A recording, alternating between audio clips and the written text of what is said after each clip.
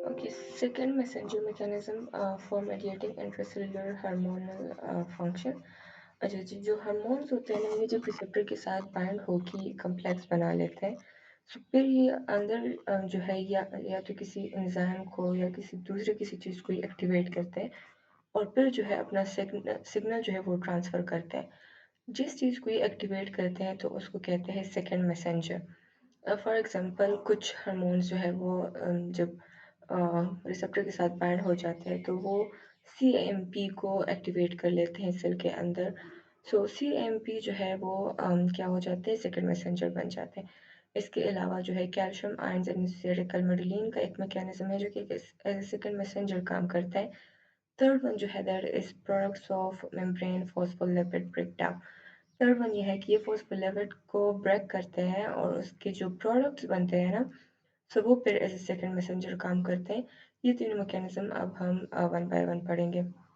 The first one is CMP inside CMP inside the cell membrane. CMP stands for CMP stands for cyclic adenosine monophosphate। और इसमें जो enzyme use होता है that is एडेनोलाइल साइक्लेज। सो क्या होता है कि जैसे ही हार्मोन जो है वो बाइंड हो जाता है एक रिसेप्टर के साथ, सो वो रिसेप्टर क्या करते हैं कि वो एडेनोलाइल साइक्लेज को एक्टिवेट कर लेते हैं। एडेनोलाइल साइक्लेज का फिर काम क्या होता है कि वो ATP को कन्वर्ट कर लेता है, एडेनोसिन ट्राइफॉस्फेट को कन्वर्ट कर लेता है into CAMP, cyclic adenosine monophosphate. ATP and AMP are same things, लेकिन ATP के साथ 3 फॉस्फेट्स होते हैं एंड AMP के साथ सिर्फ एक फॉस्फेट होता है और इसकी शेप जो है वो चेंज हो जाती है, साइक्लिक बन जाती है। सो इसको कहते हैं साइक्लिक AMP। सो एडेनोलाइल साइक्लेज एक एंजाइम है, ये क्या करता है कि ATP को कन्वर्ट करता है CAMP में। सही है। फिर जब CAMP एक्टिवेट हो जाता है, अब CAMP as an second messenger काम करता है।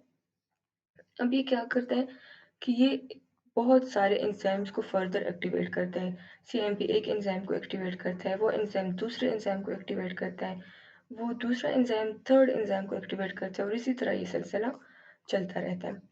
सो अगर अगर जो है हार्मोन ने एक्टिवेट किया एडिनोलाइल साइक्लेज को, सो जो प्रोटीन इसमें इन्वॉल्व होता है so that is GS protein, stimulatory ji protein. जिस तरह हमने पीछे बात की ना, स्टिमुलेटरी जी प्रोटीन और इनहिबिटरी जी प्रोटीन को। सो अगर जी प्रोटीन जो है ये स्टिमुलेट कर रहा है CMP की फॉर्मेशन को, सो ये जो है स्टिमुलेटरी जी प्रोटीन है। अगर जी प्रोटीन जो है वो इनहिबिट कर रहा है CMP के फॉर्मेशन को, so that is GI protein या इनहिबिटरी जी प्रोटीन। सही है। अच्छा जी। सो इस मैकेनिज्म हम डायग्राम से पढ़ते हैं। सो यहाँ पे अगर आप देखें, सो फर्स्ट हार्मोन आ गया, मैसेंजर आ गया, तो वो क्या करते हैं, रिसेप्टर के साथ बाइंड हो जाते हैं। रिसेप्टर के साथ जब ये बाइंड होता है तो हार्मोन रिसेप्टर कम्प्लेक्स बनता है और इस रिसेप्टर के साथ जो है जी प्रोटीन अटैच हो जाता है। जी प्रोटीन जब एक्टिव हो जाता है सो वो GDP जो है वो को लीव करता है और अपने साथ अटैच कर लेते हैं GDP को। फिर ये जाके क्या करते हैं कि इस एडेनोलाइल साइक्लेज को ये क्या करते हैं, ये एक एंजाइम है, इसको एक्टिवेट करते हैं। एडेनोलाइल साइक्लेज पर क्या करते हैं कि वो ATP को कन्वर्ट करता है CAMP में। अब ये CAMP जो है ये सेकंड मैसेंजर होता है और ये क्या करेगा, ये आगे बहुत सारे एंजाइम्स को फर्दर एक्टिवेट करेगा और फिर अपना सेल रिस्पॉन्स शो करेंगे। अच्छा, इसमें एक इम्पॉर्टेंट बात यह है कि अगर CAMP जो है वो कुछ एंजाइम को, फॉर एग्जांपल उसने 3 एंजाइम को एक्टिवेट किया, वो 3 एंजाइम क्या करते हैं कि आगे जाके हर एक एंजाइम फर्दर 3 एंजाइम्स को एक्टिवेट कर देते हैं। सो अगर एक छोटा सा सिग्नल भी आता है हार्मोन का, सिर्फ एक सिंगल हार्मोन भी आता है, सो वो आगे जाके बहुत सारे एंजाइम्स को एक्टिवेट कर सकते हैं।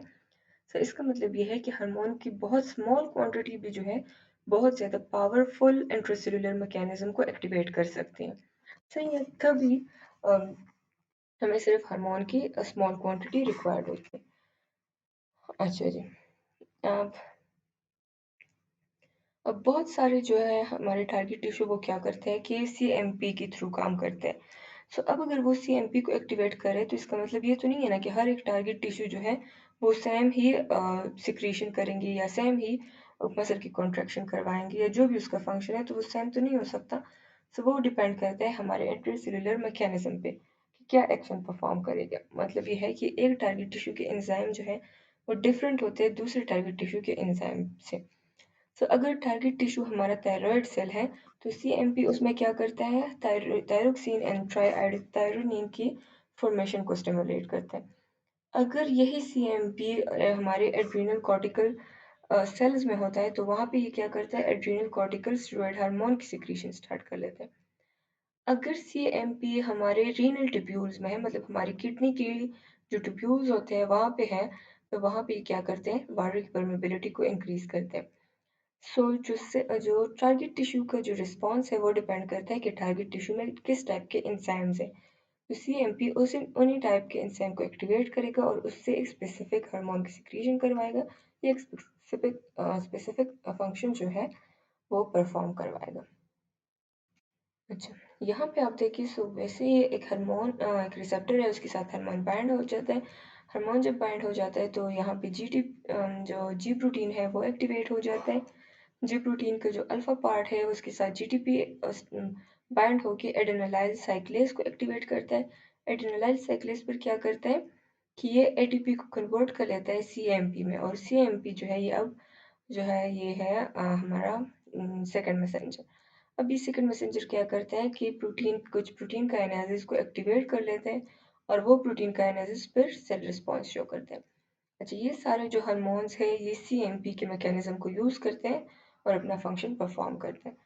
सो उसमें से है एसीटीएच है, एंजियोटेंसिन 2 है जो कि रीनल सेल्स के एपिथेलियम में होता है, कैल्सिटोनिन है, कैटेकोलामाइंस है, एफएसएच है, एलएच है, टीएसएच है और वेसोप्रेसिन। बहुत सारे हार्मोन्स हैं जो कि सीएमपी को as a second messenger use करते हैं। अच्छा जी, जो दूसरा सेकेंड मैसेंजर है that is cell membrane phospholipid. So cell membrane phospholipid इस मैकेनिज्म में क्या होता है कि जब हार्मोन जो है वो अटैच हो जाता है रिसेप्टर के साथ, सो वो रिसेप्टर क्या करता है, वो एक्टिवेट करता है फॉस्फोलाइपेज सी को, जो कि एक एंजाइम है। अब फॉस्फोलाइपेज ये क्या करता है कि ये हम फॉस्फोलिपिड की ब्रेक डाउन करते हैं, specially the phosphatidyl inositol biphosphate या PIP2 की ब्रेकडाउन ये करता है और उनसे दो सेकंड मैसेंजर बनाता है। One is IP3 and the other is DAG। IP3 का फिर अपना फंक्शन होता है एंड DAG का अपना फंक्शन होता है। सो यहाँ पे आप हम डायग्राम में देखते हैं। यहाँ पे आप देखिए, एक हार्मोन जो है वो आ गया, जो भी हार्मोन है वो रिसेप्टर के साथ बाइंड हो गया। अब ये रिसेप्टर जो है ये एक्टिवेट करता है जी प्रोटीन को, और जी प्रोटीन फिर किस चीज़ को एक्टिवेट करता है, फॉस्फोलाइपेज सी को। सो यहाँ पे जो एंजाइम एक्टिवेट हो रहा है दैट इज फॉस्फोलाइपेज सी। और पीछे अगर हम देखिए जो CMP वाला एंजाइम था दैट इज एडिनोलाइल साइक्लेज। यहाँ पे आप देखें, सो यहाँ पे एडिनोलाइल साइक्लेज एक्टिवेट हो रहा था। अब यहाँ पे क्या एक्टिवेट हो रहा है, यहाँ पे एक्टिवेट हो रहा है फॉस्फोलाइपेज सी। अब फॉस्फोलाइपेज सी क्या करते हैं कि वो PIP2 को उसकी ब्रेकडाउन करता है IP3 में एंड DAG में। अब IP3 क्या करता है, IP3 का काम ये है कि ये कैल्शियम की मोबिलाइजेशन करते हैं, मतलब कैल्शियम को रिलीज करवाते हैं एंडोप्लाज्मिक रेटिकुलम से या माइटोकॉन्ड्रिया से या जहाँ से भी हो, लेकिन ये कैल्शियम को रिलीज करवाते हैं और फिर कैल्शियम जाके अपना सेल रिस्पॉन्स जो है वो शो करता है। अच्छा, DAG का फंक्शन क्या है कि DAG कन्वर्ट करते हैं, ये एक्टिवेट करता है प्रोटीन काइनेज सी को। अब प्रोटीन काइनेज सी को ये एक्टिवेट करता है, उस वो इनएक्टिव, यहाँ पे आप देखिए इनएक्टिव प्रोटीन काइनेज है। प्रोटीन काइनेज सी को ये कन्वर्ट कर लेता है एक्टिव प्रोटीन काइनेज सी में। और फिर जब ये एक्टिव हो जाता है, जो काइनेज है ना, सो ये मैंने आप लोग को पहले भी बताया कि जहाँ भी काइनेज होता है इसका मतलब है कि इसका काम क्या होगा, फॉस्फोराइलेशन होगा। तो ये प्रोटीन काइनेसिस ये कुछ प्रोटीन्स की फॉस्फोराइलेशन करेगा और उस फॉस्फोराइलेशन के बाद ये अपना सेल रिस्पॉन्स शो करेंगे। सही है। सो इसमें एंड CIMP के मैकेनिज्म में डिफरेंस ये है कि वहाँ पे एंजाइम जो एक्टिवेट हो रहा था वो था एड्रेनालाइल साइक्लेज। यहाँ पे जो एंजाइम एक्टिवेट हो रहा है वो है फॉस्फोलाइपेज सी। फिर फॉस्फोलाइपेज सी क्या करता है कि किसी भी फॉस्फोलिपिड की ब्रेक डाउन करता है और उनसे कुछ सेकंड मैसेंजर बनाता है और फिर वो सेकंड मैसेंजर फर्दर कुछ और एंजाइम को एक्टिवेट करते हैं और अपना सेल रिस्पॉन्स जो है वो शो करते हैं।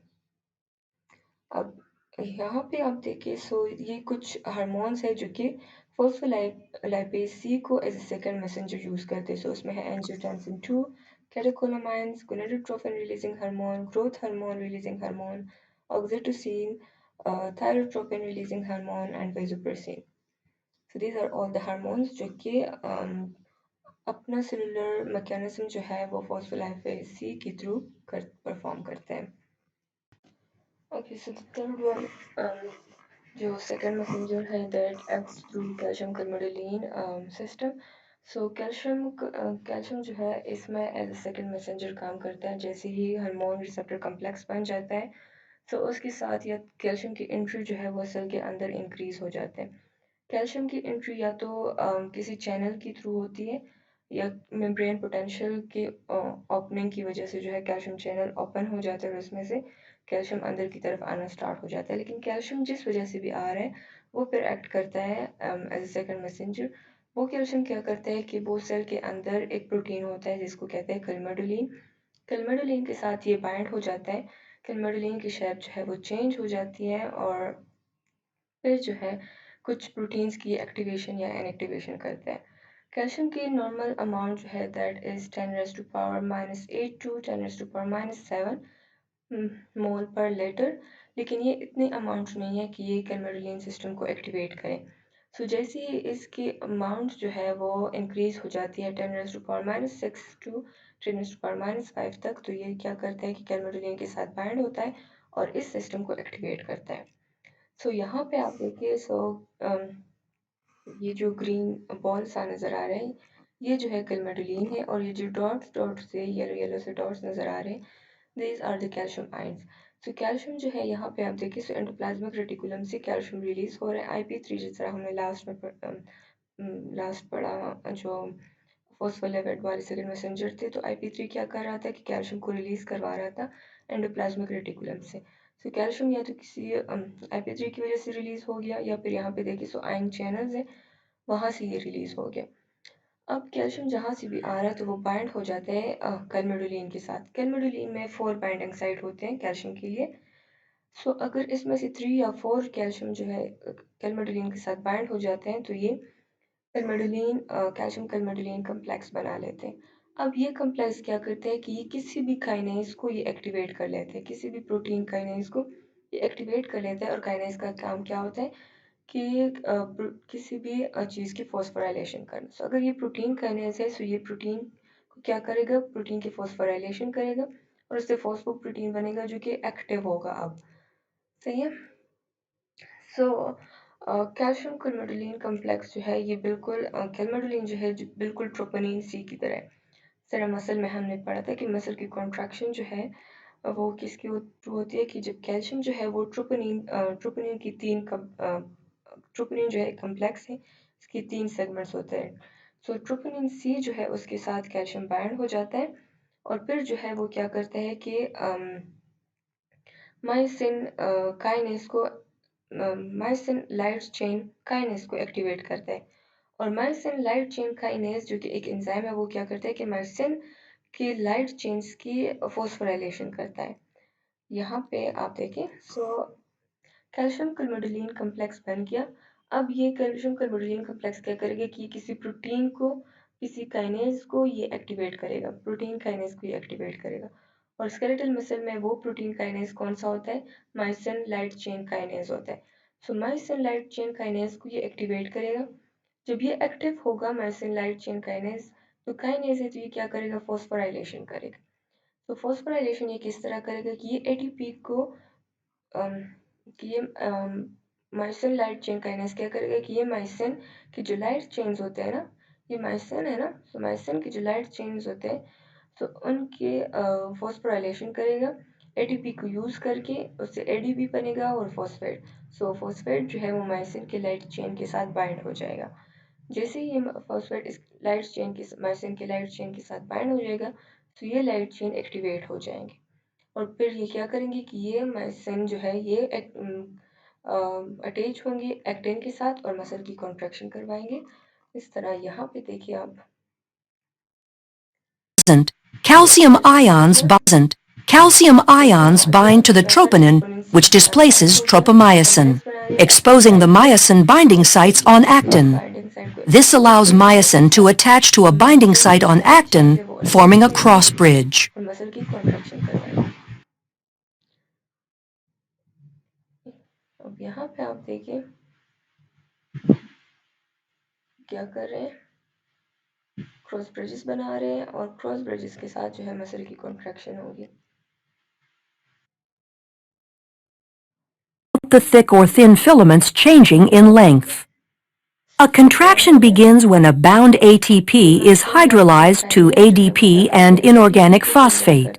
This causes the myosin head to extend myosin के लाइट चेन के साथ कंबाइन site हो on जाता है, वो actin, एक्टिव हो forming जाते a हैं cross और फिर bridge. एक्टिव साइट के An साथ बाइंड action होकर called the